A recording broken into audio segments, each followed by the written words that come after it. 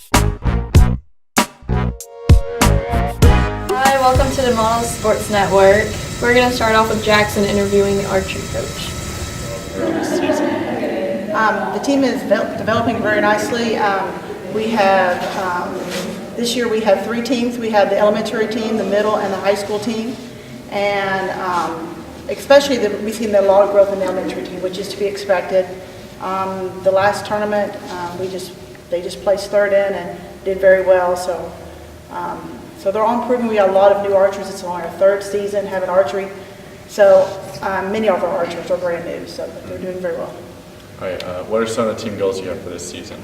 Well, of course, we want to make the state tournament for each of the teams, and we're very well on our way. It looks like that's not going to be a big problem. So now, instead of just making the state tournament, we want to perform very well and to have a good placing there. There's also a 3D division, and so my goal is to have some of our teams actually place in state in that division because it's a smaller team division. How many new members do you have and how well have they improved?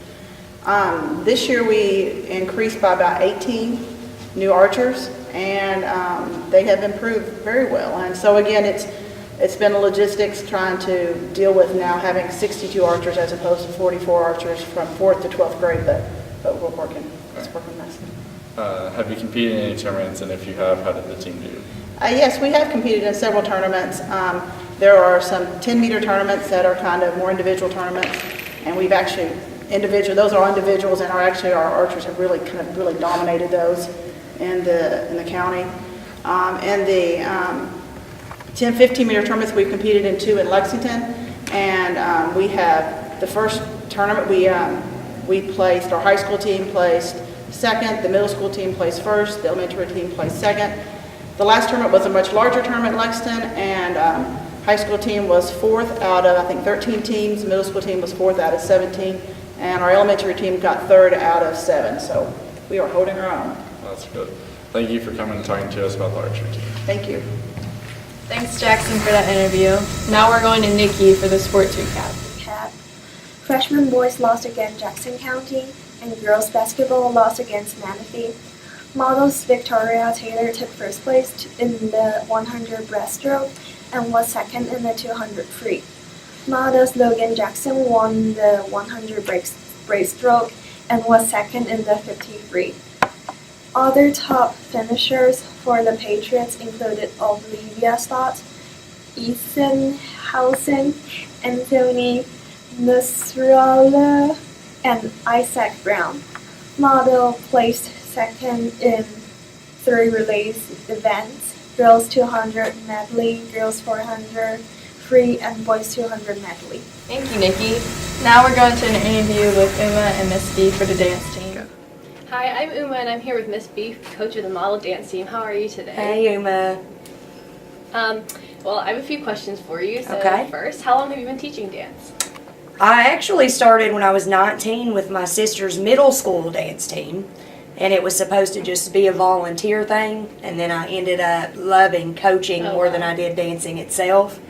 So, I don't know, do the math. It's one of my weak areas. I'm 37 now, and I've done it every year since 19, so it's been a while.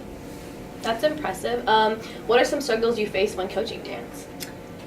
I think when I first started coaching, dance was on trend. It was very popular, and I coached teams of 20 and 30 girls, and it was a very competitive sport. And it seems like over time things shift, and my teams have gotten smaller, and when your teams are smaller, it's actually a lot harder to compete and be impressive. So I think that's a big challenge. How has the dance team improved this year? I'm actually going to compare it to when I first took over here, and not just this year. It's been phenomenal to watch this team go from almost like a club, something fun that girls did, and they didn't really take pride in the competitive aspect of it.